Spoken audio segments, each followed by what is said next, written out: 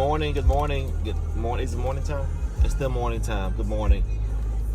I guess I wait for some of y'all to get on so we can have a nice little conversation this morning. There's something I kind of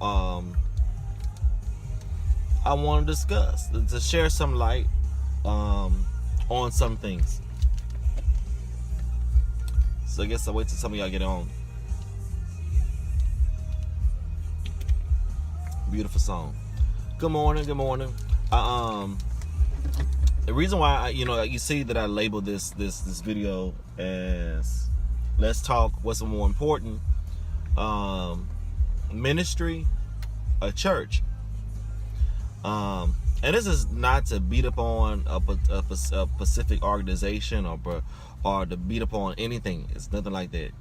But I just want to give clarity, because just because it's a good thing, they don't always make it a God thing. That's I'm gonna say that first. Just because it's a good thing, don't make it a God thing. And I think we've been so much in the routine of church, like Sunday morning, Bible study, Sunday school, choir rehearsal, and the whole essence of the importance of church, of church, we forget. So I really want to talk about the importance of what's more important, because some people can say they're so ministry driven, but they're really more church driven. And some folks, because I don't want to sound disrespectful, I don't want to sound bad, but there's so much we can do as individuals that we have inside of us. There's so much that what God demands from us, and wants from us, and desire from us. And when we get so caught up in the system of church, of religion, and we forget about I have to have a direct relationship with God. Like, what is the purpose of doing what you're doing? What is the purpose of you know what I'm saying? What's the purpose? Because it's more than just coming to church on Sunday. It's more than Bible study. It's more than that, because if I don't have a relationship with God, I'm all messed up. So if I'm going to church for a hype, I'm going to church for a word, because I refuse to study for myself. I refuse to show myself approval. I refuse to do the research my own self. So now I'm going to church as one point in time that I believe we all went to church for a need, or we all went to church because it was our heart's desire. But then over time it becomes a cycle. And I don't want nobody to get caught up in a cycle. I don't want to get caught up in a cycle. That's just me. I want to make sure I'm getting a fresh word. I'm doing what God called me to do, because I can be in church, but the main thing is that I can be in a building and still not doing the work of God. We have pastors pastoring in churches as a job, as a source of income, not doing the works. And we see them as successful because we see the people. But it's not they're successful in ministry, they're successful in having church.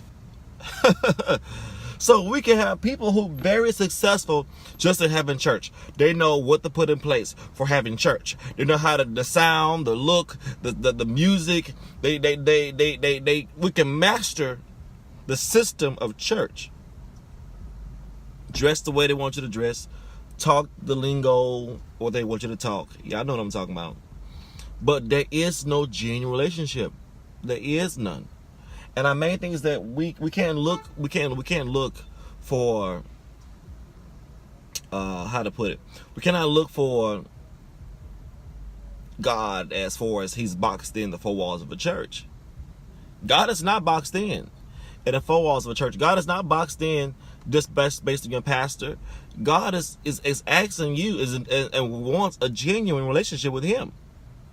And that's what God really wants. Because I'm going to be transparent for me that as a pastor, I've been pastoring for 6 years, and 6 years pastoring, and I started off in the ministry, the ranks of ministry. Don't think because I'm young I just got there. I went through the ranks of ministry, and God have blessed and opened doors, and God have done some great things and all that good stuff, and it's not knocking from the works that was done in any ministry even in my own ministry that I pastor. But at the exact same time is that God still wants more from us. God wants more for us, and it's not always secluded in the four walls of a church. God wants your very best. God wants everything, your gifts, talents, your ability. He wants all those things to glorify Him.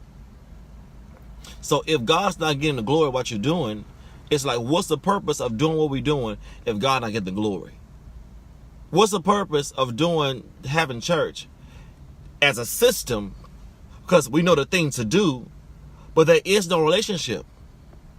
What's the purpose of going day after day, doing this or doing that, but there is nothing inside of us that's getting fed? What I mean by getting fed, that we're sitting down, eating the word, and throwing it back up because it's not being used, because we don't know how to work the word for ourselves. We handicapped ourselves by going to church. If I sing, if I'm gonna sing, but I will go to church with any attitude, living any kind of lifestyle. I'm gonna play because I want to check. I want to pastor because I want to check. Because and that's what I mean. That's the issue that we have on. We have learned how to have professional church, but we forget how to do ministry. The old school, the simplest way of defining ministry is serving people. You cannot say you in ministry and you a devil on wheels. You can't say you in ministry and you don't like serving folks. You can't say you in ministry and you all about a dollar, all about a name. It ain't about all that. Your name sits higher than the church name. There's something wrong with that. God wants you to have a relationship with Him, so He will get the glory out of your life. Now, even when I say that, even every test and trial that you go through in your life, God still uses those things for His glory. God will still use the rejects and the things that we don't like to talk about, those mistakes and failures that we made in our life, so He still can get the glory. Even though man counts you out based on the flaws that you have, based on the issues they see with you, but the main thing is that God uses all of that dirt to create blessings. He creates blessings. How does He create blessings? Because in order for God to show, He said God is a spirit, right? His spirit dwells among us, in us. So if His spirit is in us, we are attributes and we have the characteristics of who He is, shows up. So even when our flesh mess up, the blood covers all of it up. And He will use those things of our issue, of our problems and our trials and tribulations, and will use it for His glory. So I mean, don't take it lightly, or serve lightly. Love ministry, and whatever. If that means not doing church, I'm not saying not doing church, but understanding the importance of ministry. So I say that.